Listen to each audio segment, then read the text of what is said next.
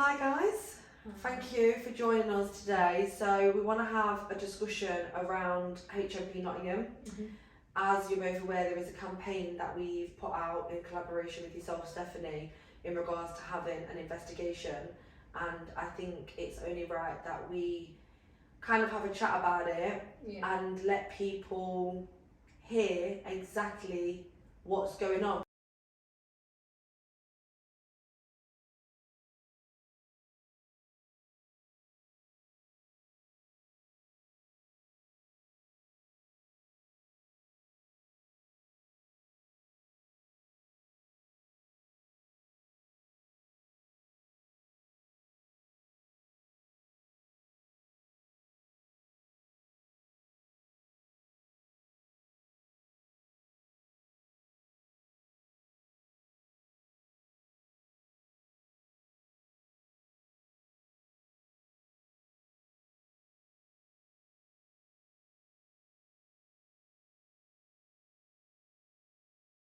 Okay, well, I have two sons who are currently in Nottingham prison in the same cell.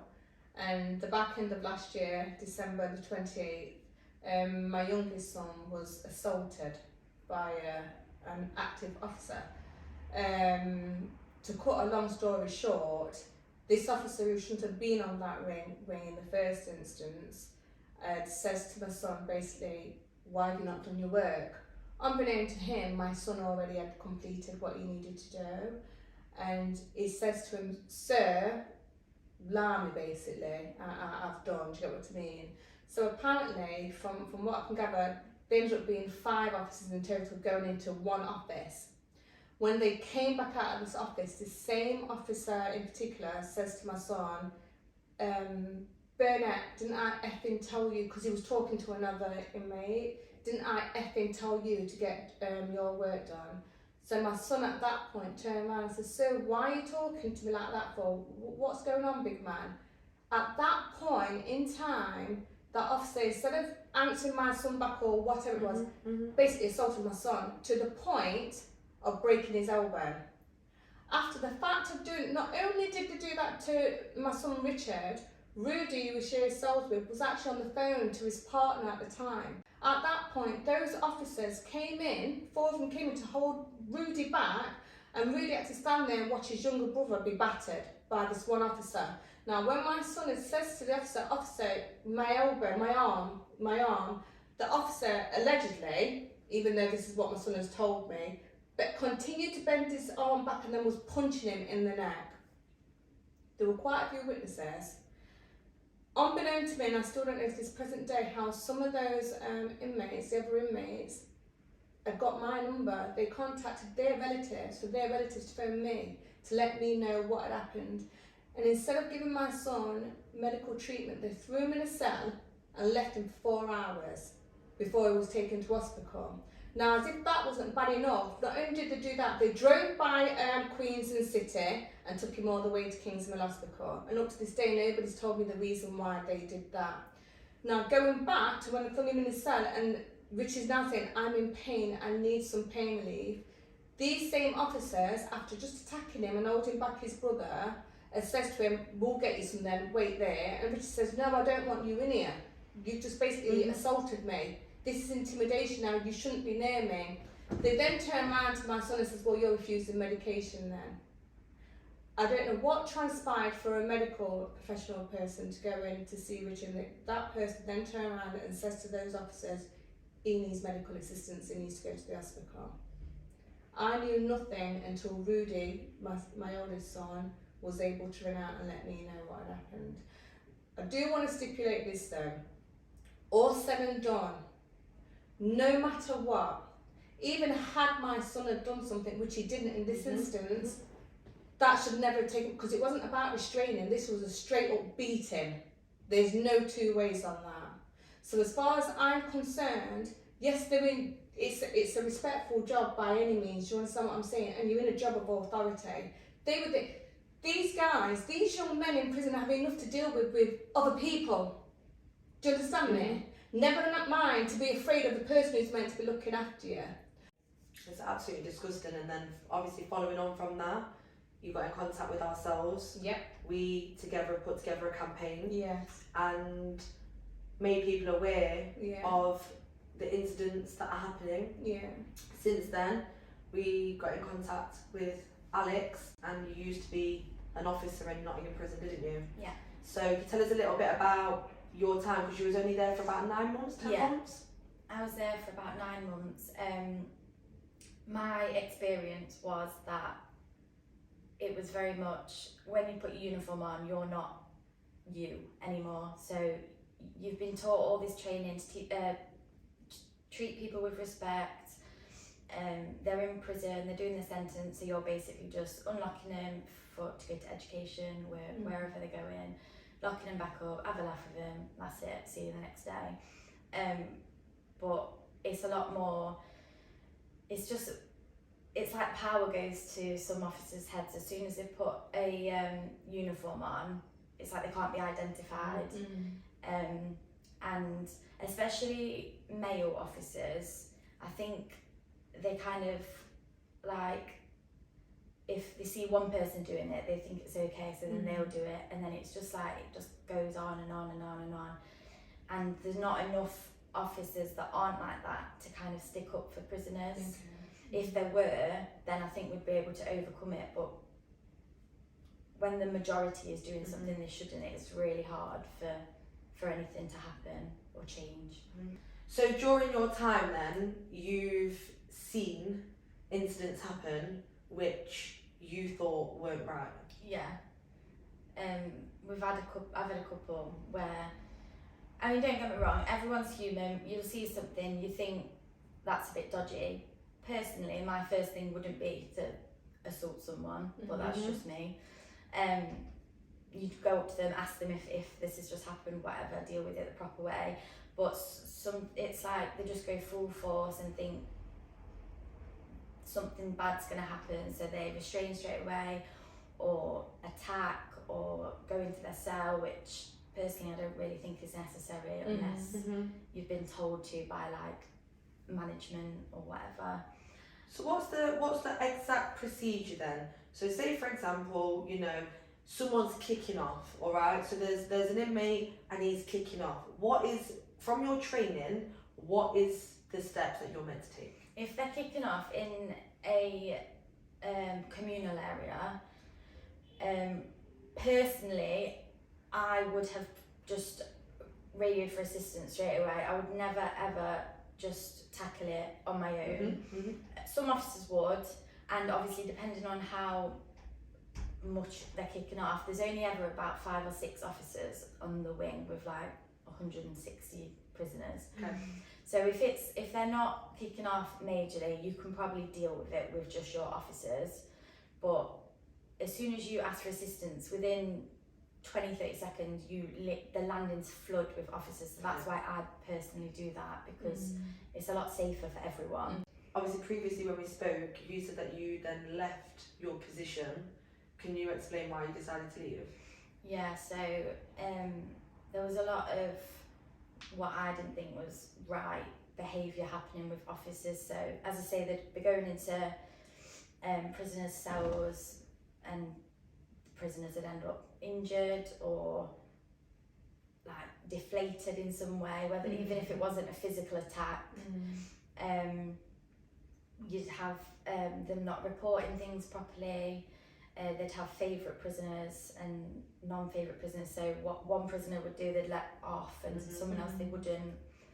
And I did try and like report this. I brought it up to my line manager, who I really didn't get on with, so that didn't help. But I brought it up to other people as well. I even brought it up to the governor at the time, and it basically was just kind of, this is prison culture. When you are reporting something then, is there not an anonymous way of reporting it so that you don't feel, you know, separated, or you don't have the anxiety of, oh, everyone's going to fall out with me type thing?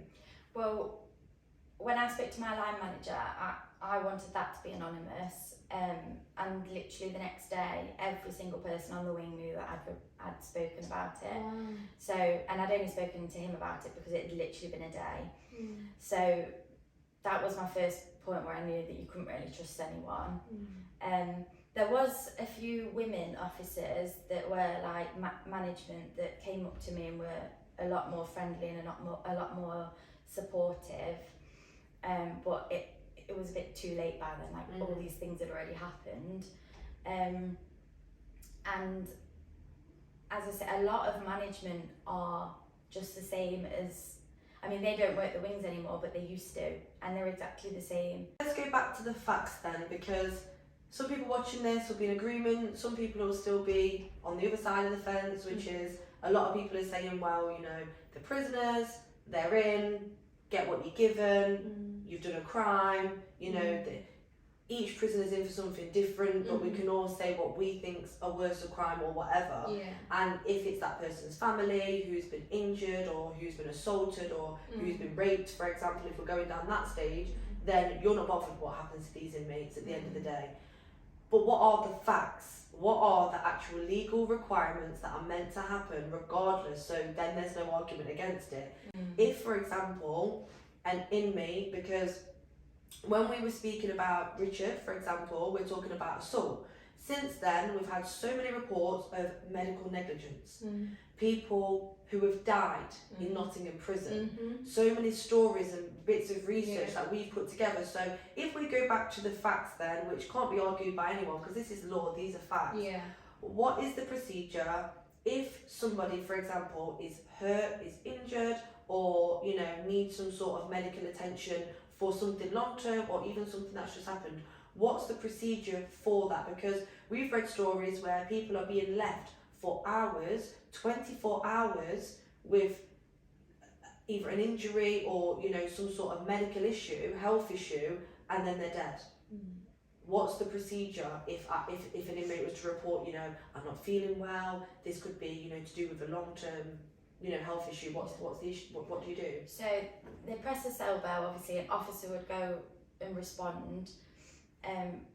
In terms of like medically, officers are only taught first aid, so I cannot diagnose, I cannot say whether something's broken or not. I mean, I can see it, but I can't say it. So you'd call for healthcare. You can do that either on your radio, which I've got on you all the time, or you can go into the office and ring them. I would pick whatever. If it was an emergency, I'd radio it. If it wasn't, then I'd ring them. By that I mean, I've got a banging headache, can I have some paracetamol? I'd ring them. But healthcare, there isn't that many. I'd say probably 2 or 3 people. The prison's got 1,000 prisoners, so it's not a lot. Now, obviously, I don't work in healthcare, so I can't like vouch for them. But sometimes they wouldn't want to come out. Other times they would. So it depended who you got. So I'd ask for healthcare to come, and I'd tell them what the issue was, and sometimes they'd be there in 10 minutes, sometimes they wouldn't. So we spoke about the assault, we spoke about the medical, we spoke about the reporting. What are the conditions like in HMP Nottingham? I've got some letters which we got from some inmates which speak about the conditions, but I wanted to see from your perspective before we go into that in regards to food, you know, exercise, showering. I wasn't there during COVID, so obviously I don't know what happened then, but there was a really big heat wave when I was there in the summer. I know the prison ordered loads of fans for the prisoners, and I remember them taking ages to deliver because they were asking for them every day. And that was bad. Like, we have to check cells every day to make sure that everything's still intact, and going into them it was so stuffy, you know, like when you walk off a plane and it hits you, it was like that. And obviously the windows don't open properly, so in that respect, yeah, it was sweaty. They got a shower once a day. Obviously when you're really hot you probably want a shower more than once a day. It just isn't practical for 1,000 prisoners. Does nobody not check nothing what these officers are up to? Because if you've got a distribution like that as fans, because bloody hell, in the summer as well, and in the tight cells, Who are they accountable? Why is nobody not checking Yeah. what is going on? Did nothing like that happen while you were No, there? I remember we knew that they had ordered, because sometimes we'd have meetings before work with all the officers and they say we've ordered fans, we're just waiting for them to come, that's all we ever hear. So that's what we tell prisoners, because as I say, it's management that do all these things, but then it's us that have to tell the prisoners, and then it's us that get the backlash when they're late or they don't come. Yeah, of course. But I mean, obviously the cells aren't what you'd want to live in.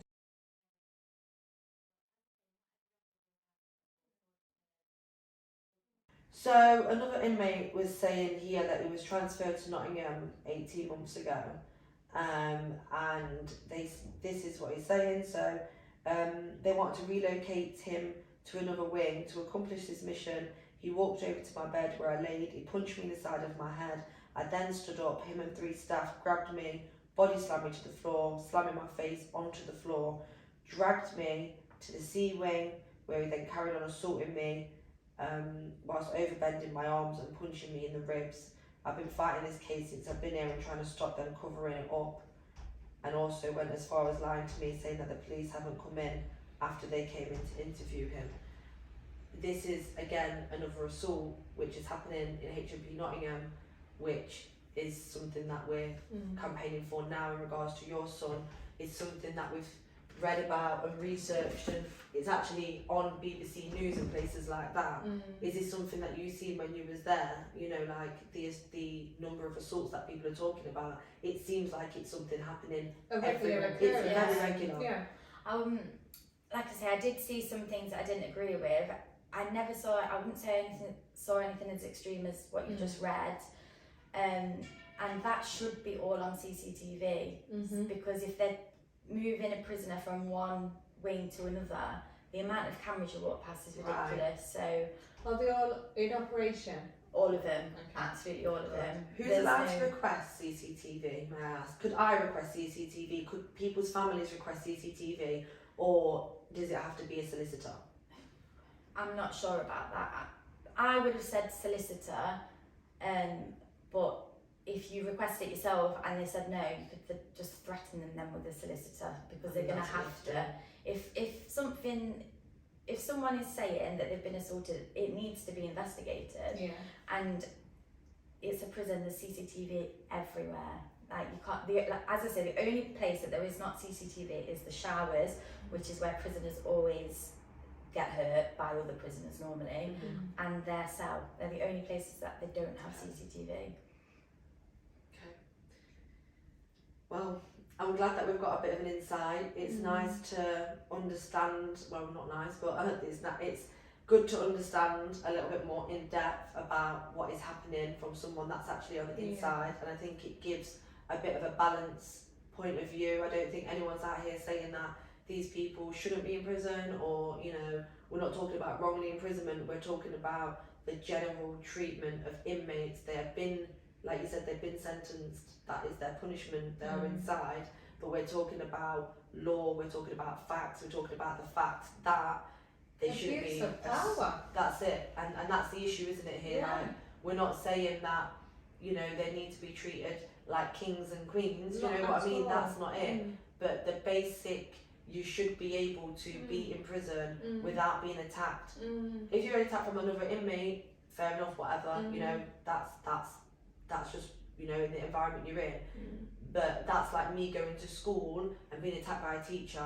There's that level of authority that shouldn't be being I think abused. another part of it as a parent, what hurts for me is I would never have beat my son like that. Never.